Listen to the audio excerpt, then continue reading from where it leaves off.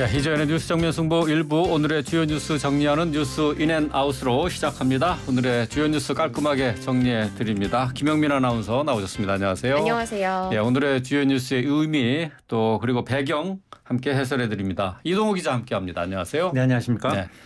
자, 국민전당대회 2말 3초라고 얘기를 했었는데 3월 8일로 날짜가 확정이 됐네요. 네, 그렇습니다. 3월 8일이고요. 당대표 및 최고위원 후보자 등록은 내년 2월 초에 시작할 예정입니다. 예비 경선을 거쳐서 본경선 진출자를 가려내는 컷오프 후에 2월 중순부터 합동 토론회와 TV 토론회를 진행하고요. 전대 방식은 앞서 많이 얘기했듯이 당원 투표 100%입니다. 네. 선거관리위원장으로는 유흥수 상임고문이 위촉됐는데요. 이 사람 어떤 인물인지 먼저 뉴스인 해주세요. 저도 개인적으로는 뭐 정치부 잘 오래 했습니다만 유흥수 상임고문 직접 뵌 적은 없습니다. 그럴 정도로 좀 비교적 오래된 인물인 거죠. 그러니까 네. 현재 그 1937년생이고 우리나라 만으로 이제 85세입니다. 네. 유상임고문 이제 경남 합천 출신이고요. 내무부 치안본부장, 충남도지사, 4선 의원이고 또 주일대사를 거쳤어요. 그러니까 네. 행정, 입법, 외교 분야를 두루 거친 이제 당의 원로다 이렇게 볼 수 있겠습니다. 그러니까 무색무취한 측면이 이번에 선거관리위원장으로 위촉되는데 가장 큰 영향을 미치지 않았을까. 물론 이제 정진석 비대위원장과의 친분도 상당히 두터워서 그 부분도 아마 상당히 큰 영향을 미치지 않나 이렇게 풀이가 되고요. 네. 유상임 고문은 이제 이렇게 얘기를 했어요. 정치판에서 오랫동안 떨어져 지냈고 당 대표 후보들과도 전혀 인연이 없기 때문에 중립적으로 평가받은 것 같다 이렇게 말하면서 살을 버리고 당과 나라에 도움이 되는 좋은 대표가 선출될 수 있도록 공정하고 원칙에 따라서 최선을 다할 것이다 이렇게 말했고요. 또 선관위원은 이제 당과 의논회에서 당내외에서 이제 가장 공정한 이미지를 주는 인사 10명 미만으로 꾸리려 한다면서 선관위원장에 정식 임명되면 연내에는 선관위를 꾸리고 내년부터 본격적으로 활동을 시작할 것이다 이렇게 덧붙였어요. 그리고 예비 경선 방식에 대해서는 이제 후보가 많을 경우 이제 컷오프를 할 수는 있겠지만 당 대표 후보자가 그렇게 많을지는 모르겠다 하면서 아직 논의할 단계는 아니다 이렇게 말하기도 했습니다. 그러니까 뭐 내년 상황을 좀 더 지켜봐야겠습니다만 어쨌든 조만간에 선관위원 관련해서는 뭐 최종 결정이 되지 않을까 이렇게 예상이 됩니다. 네. 자, 당권 주자들 누가 될 것인가 관심이 쏠리고 있는데 그중에 한 사람이죠. 나경원 저출산고령사회위원회 부위원장. 당대표 출마를 시사하는 듯한 발언을 해서 관심을 모으고 있네요. 네, 그렇습니다. 어제 자신의 소셜미디어에 올린 글에서 요즘 제일 많이 듣는 말이라면서 국민들께서 이제 당대표 출마하세요 이 얘기를 가장 많이 들었다 이렇게 말을 했습니다. 그러면서 국민들께서 그리고 당원들께서 원하시는 국민의힘 당대표는 어떤 리더십이 필요할까요? 라는 글을 올린 건데요. 즉 여기에 대해서 이제 출마하는 것 아니냐 이런 목소리가 나오자 나 부위원장이 국민들께 들은 이야기를 그대로 전한 거다라면서 그냥 같이 고민해보자는 화두를 던졌을 뿐이다. 이렇게 확대 해석을 경계했는데 네. 그렇지만 이제 나 부위원장도 당권 주자로 거론되는 것만은 분명해 보이는데요. 출마를 할까요? 결국 출마할 것으로 예상이 됩니다. 그래요? 얼마 전에 나경원 부위원장이 YTN에 출연을 했는데요. 여기서 이제 그런 얘기를 했어요. 현재 유승민 전 의원이 각종 여론조사에서는 1등한다고 하지만 국민의힘 지지자를 상대로 여론조사했을 때는 본인이 1등이 나온다. 그리고 최근에 이제 국민의힘이 전당대회 룰을 바꿨지 않습니까? 네. 바꿨을 뿐만 아니라 또 이제 역선택 방지 조항도 넣었거든요. 그래서 여러 가지 그런 룰을 적용해 봤을 때는 본인이 여러 가지로 봤을 때 어떤 선택을 하더라도 1등이 될 것으로 이제 확신한다. 이런 식으로 얘기를 했거든요. 예. 이제 그 얘기를 왜 했겠습니까? 그러니까 당연히 전당대회 출마는 거의 기정사실화하는 그런 멘트라고 볼 수가 있겠죠. 네. 실제로 정치인이 각종 여론조사에서 바뀐 룰에 의해서 본인이 여론조사 해봤는데 대부분의 여론조사에서 1등이 나오는데 출마를 접을 정치인이 있겠습니까? 그럼 바보가 아닌 이상 그거는 더군다나 이제 주변에서 또 나경원 부위원장도 그런 얘기를 하잖아요. 주변에서 지금 제일 많이 하는 얘기가 출마하세요라는 얘기라는 거 아니겠습니까? 예.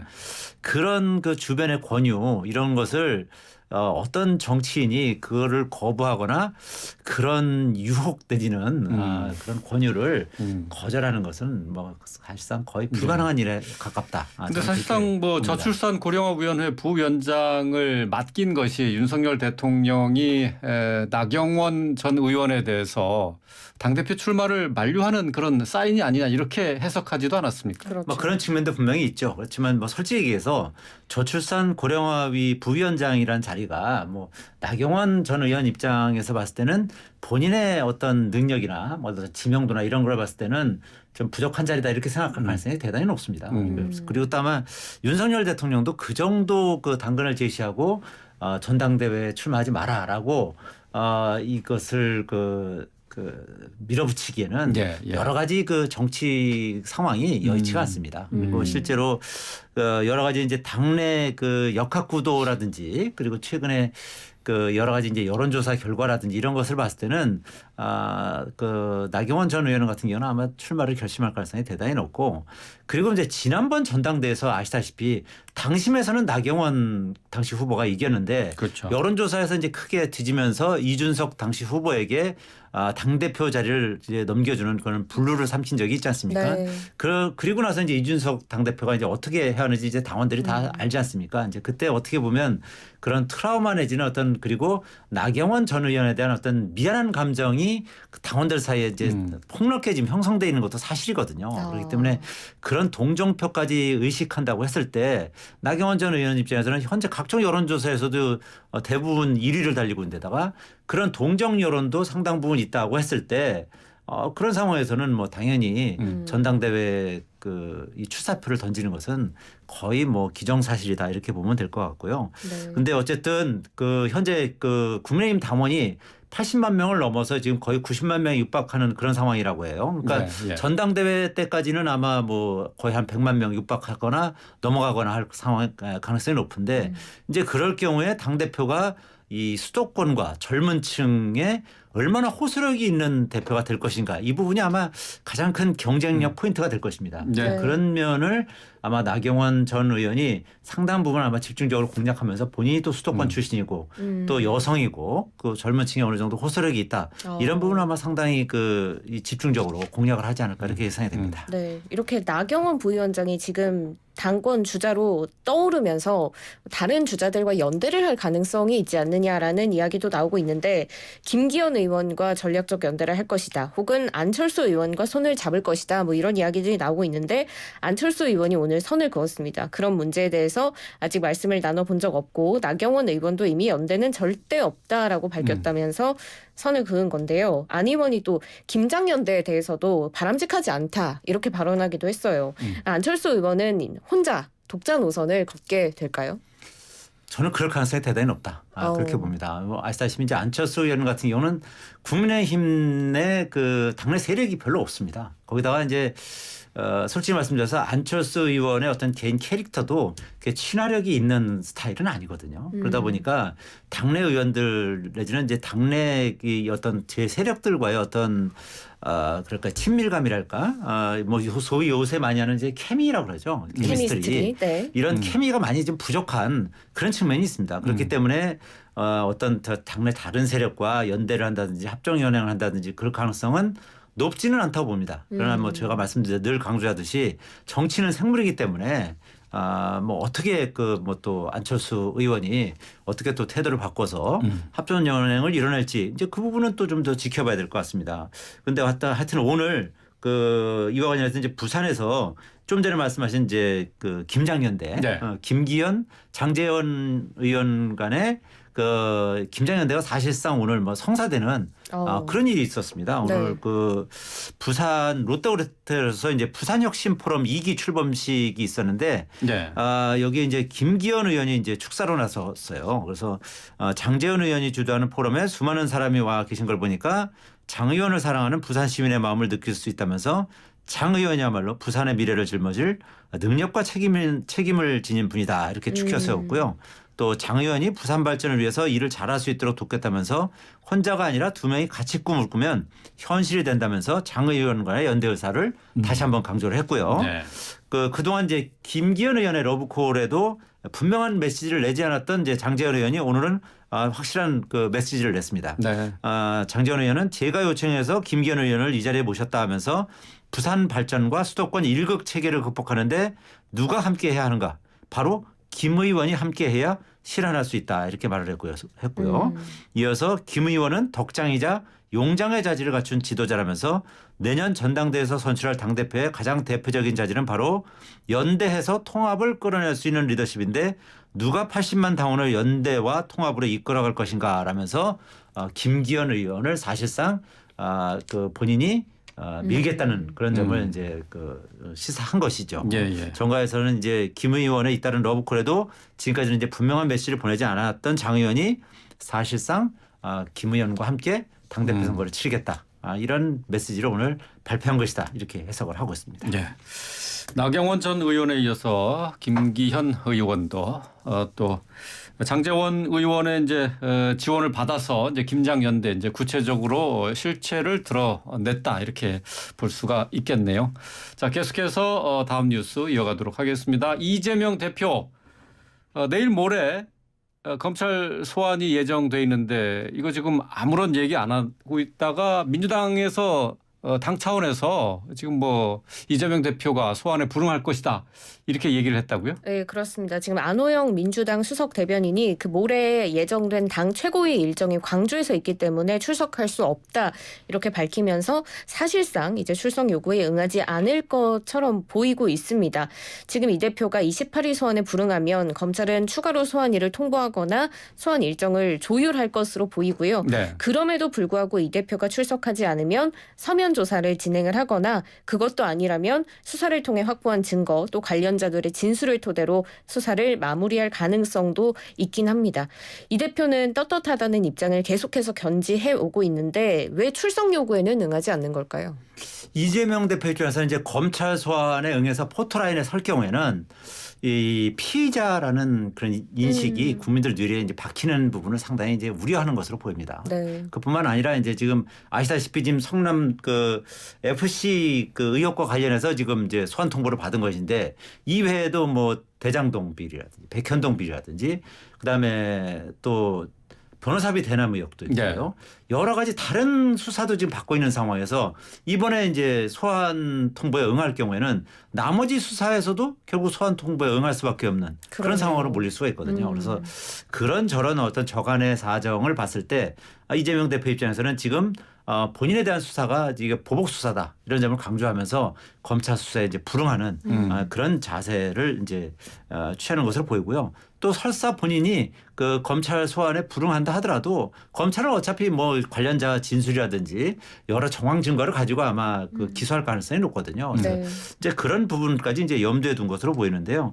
아시다시피 이제 이번에 소환을 통보한 이제 성남지청의 수사, 성남 FC 후원금 의혹 사건은 이제 이 대표가 성남시장 시절에 성남 FC 구단주로 있으면서 네이버라든지 두산건설 등 기업들로부터 170억여 원의 이제 후원금을 유치하고 이들 기업에 이제 건축 인허가 또는 토지 용도 변경 등 각종 편의를 제공한 뭐 그런 사건인데요. 어차피 이 대표 입장에서는 이번 건뿐만 아니라 이제 앞으로도 여러 건이 있고 또 이 서면 조사라든지 아니면 지금까지의 어떤 조사만으로도 분명히 이제 검찰이 기소를 할 가능성이 높기 때문에 네. 앞으로 조사들도 상당 부분 불응하지 않을까 그렇게 예상이 됩니다. 자, 그 국민의힘은 물론이고 민주당 내에서도 떳떳하면 조사에 응해야 되는 것 아니냐 그런 목소리가 지금 나오고 있어요. 네, 그렇습니다. 먼저 국민의힘 입장 살펴보면 정진석 비대위원장이 법리를 잘하는 변호사가 검찰 수사를 왜 이렇게 두려워하시느냐. 12월 28일 검찰에 출두해서 결백을 입증하라고 촉구했고요. 주호영 원내대표가 비대위원 회의에서 민주당은 일찍 했으면 수술로 될 일을 미루다가 팔다리를 절단해야 할지도 모른다. 이렇게 좀 강하게 주장하기도 했습니다. 일찍 좀 수술을 했어야 하는데 지금 좀 늦었다는 주호영 원내대표 입장 먼저 뉴스인 해주세요. 주호영 원내대표가 이제 수술을 미루다 보면 팔다리를 이제 절단해야 할지도 모른다 이렇게 촉구한 것은 결국은 이제 이재명 대표를 민주당이 손절을 해야 된다. 그렇지 않을 경우는 민주당이 점점 이 그 깊은 수렁에 빠지면서 치명 사문을 입을 가능성이 높다. 예. 이런 점을 경고한 것이다. 이렇게 풀이가 되는데요. 어떻게 보면 사실 국민의힘 입장에서 보면 민주당이 그 이재명 대표의 사법 리스크의 총동원령을 내리면서 민주당이 이렇게 대응하는 것이 국민의힘 입장에서는 훨씬 더 유리합니다. 그렇군요. 당연히 뭐 민주당이 계속 그 이재명 대표에 대한 그 사법 리스크의 어떤 방어막 역할을 할 경우에는 내후년 이제 그 가장 중요한 그 총선을 앞두고 그렇게 되면 이제 민주당이 중도층의 표심을 잃을 가능성이 대단히 높아지거든요. 그래서 이제 그런 점을 어떻게 보면 민주당 그 국민의힘 입장에서는 민주당이 어떤 현재 스탠스를 유지하면서 이재명 대표를 총력전을 펼치면서 방어하는 것이 여러 가지로 이제 좋은 뭐 그런 구도인데 그럼에도 불구하고 어쨌든 이제 일종의 어떻게 뭐 약을 올린다 그럴까요? 뭐 그 주호영 원내대표 입장에서는 민주당이 당연히 그것이 민주당한테 유리한 구도지만 네. 그렇게 선택을 못할 것이라는 것을 알면서도 어떻게 보면 그 일종의 그 뭐랄까요? 그 상대방의 어떤 그 약점을 계속 건드리면서 신경을 곤두세우게 하는 그런 전략이 아닌가 이렇게 풀이가 되는데요.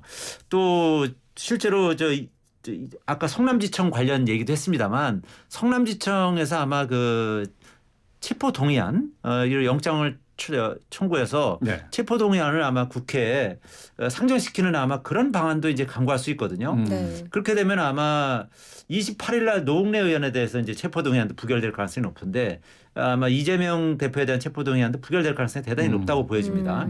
그렇게 되면 이제 민주당을 지금 점점 근데 예, 네. 체포동의안 얘기하기는 좀 이른 것 이른 같고 감은 아무래도 있습니다만 이제 일정을 그럴 재협의하고 가능성이 또 대단히 높죠. 서면 조사를 요구하지 않을까 싶기도 하고요. 그 부분은 이제 좀 더 이제 지켜봐야겠습니다만 어떻게 보면 검찰로서는 이렇게 또 정변 승부수를 한번 던질 가능성도 이제 배제할 수 없는 거죠. 그러니까 네, 예. 민주당 입장에서는 이제 그럴 경우에는 상당히 아마 그 여러 가지로 좀 콘에 몰릴 그럴 그렇죠. 가능성 배제할 수 없거든요. 네. 그러니까 예.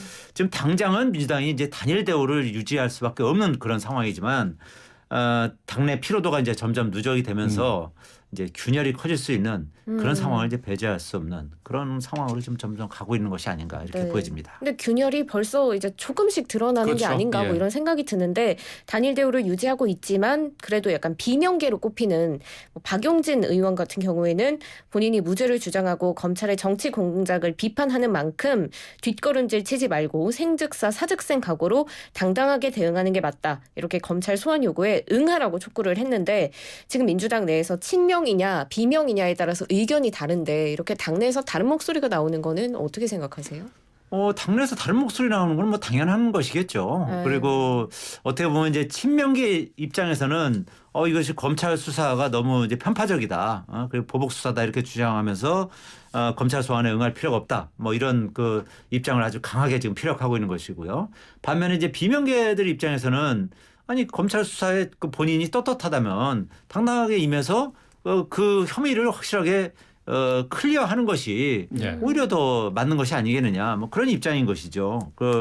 그런데 어쨌든 이 대표는 뭐 이 출석할지 여부에 대해서 아직도 명확하게 입장을 밝히지는 않는 것 같아요. 네. 그래서 어쨌든 오늘도 그 율사 출신 의원들하고 이 문제를 이제 논의하고 있는 것으로 이렇게 알려지고 있고요.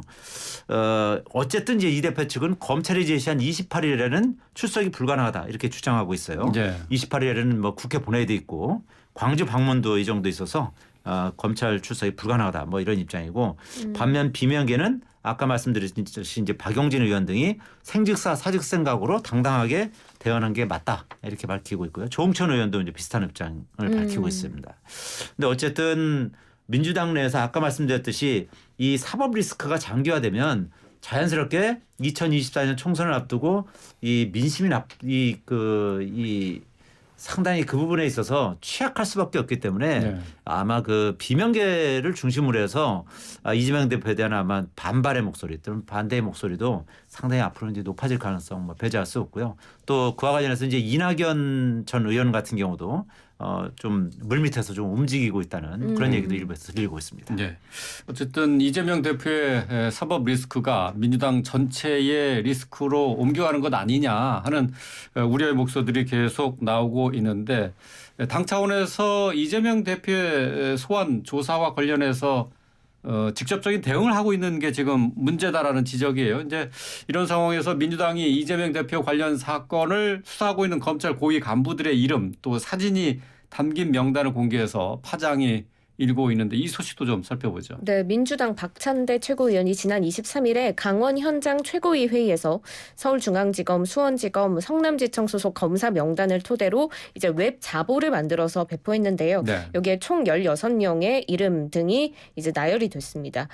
전직 법무부 장관이죠. 박범계 민주당 의원은 현 윤석열 정권이 정당한지 측면에서 국민들에게 알 권리를 위해서 공개할 필요가 있다라는 입장을 보였고 반면에 한동훈 현 법무부 장관은 적법하게 공무 수행 중인 공직자들의 좌표를 찍고 조리돌림 당하도록 공개하는 게 법치주의를 훼손하는 거다 이렇게 강하게 비판을 네. 했거든요. 그러니까 알 권리를 위해서 필요하다 또 조리돌림이다라는 의견이 굉장히 팽팽하게 맞서고 있는데 기자님은 어떻게 생각하세요? 글쎄요, 민주당 입장에서는 뭐 또 당연히 지금 편파 수사를 당하고 있기 때문에 이 편파 수사를 하고 있는 사람들의 명단을 공개하는 것이 맞다 이런 주장을 펼치는 것이고. 그리고 이제 한동훈 법무장관 등은 이건 뭐 조리돌림이다. 이렇게 일종의 이제 수사 검사에 대한 압박으로 이제 작용하는 것이다. 뭐 네. 이렇게 좀 얘기하고 있는데 뭐 양측의 입장에서는 이제 당연히 그리 얘기할 수 있습니다만 다만 저는 민주당한테 충고해주고 싶은 것은 일반 국민들이 이 같은 어떤 민주당 행태에 대해서 어떻게 생각할 것인가. 그 부분은 한번 좀 고민을 해봐야 될 것이라고 봅니다. 일반적으로 이제 좌표 찍기라는 것은 정치인 등 이제 공인을 넘어서 이제 보통 사람까지 이제 그 대상으로 삼는 경우도 있고요. 이제 반대편에 있는 사람의 신상, 전화번호를 온라인에 공개해서 뭐 문자 폭탄이나 뭐 욕설, 전화, 뭐 집 앞에 시위 이런 거를 그 유도하는 일종의 이제 디지털 폭력 형태의 한 양태거든요. 네.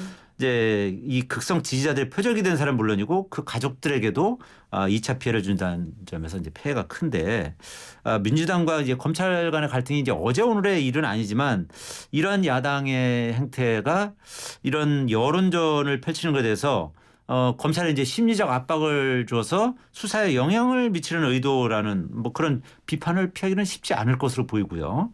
또 이재명 대표가 이제 검찰 수환을 앞두고 있는 상황이기 때문에 더욱더 그런 말이 나올 수밖에 없는 상황인 것이죠. 민주당은 이제 좌표찍기라는 표현 자체가 이제 부당하다는 반응이긴 한데 대통령 처가와 여당 의원 등 살아있는 권력 수사에서 검사들이 최소한의 형평성도 이런 상황을 마냥 두고만 볼 수는 없다. 뭐 이런 입장인 것이죠. 그렇다고 이제 말단 검사의 신상까지 이제 공개하겠다고 이제 엄포를 놓고 있는 상황인데 이런 부분은 뭐 지나쳐도 한참 지나쳐다. 뭐 이렇게 볼 수밖에 없는 것 같아요. 네. 뭐 정당의 어떤 대응이 냉정을 잃게 되면 국민의 지지를 얻기는커녕 그 자신의 지지층으로부터도 일부 이 등을 돌리는 뭐 그런 상황에 봉착할 수도 있거든요. 그래서 네. 민주당이 좀 더 이런 부분에 있어서는 좀 더 침착하게 대응할 필요가 있지 않을까 네. 이렇게 충고하고 싶습니다. 그 이재명 대표와 관련된 수사에 대해서 민주당에서는 지금 뭐 정치 탄압이다 또 정적 제거다 이렇게 이제 비판을 하고 당 차원에서 지금 대응하고 있는 상황인데 자, 글쎄요. 이제 여기에 대해서 한동훈 법무부 장관이 한 얘기가 있습니다. 이런다고 범죄 혐의가 사라지겠느냐? 사라지지 않는다. 이렇게 얘기를 했어요. 앞으로 검찰의 수사 어떻게 진행되는지 지켜봐야 될 부분이 되겠습니다. 오늘의 주요 뉴스 정리한 뉴스 인앤아웃 여기서 마칩니다. 김영민 아나운서 이동우 기자 함께했습니다. 고맙습니다. 고맙습니다. 감사합니다.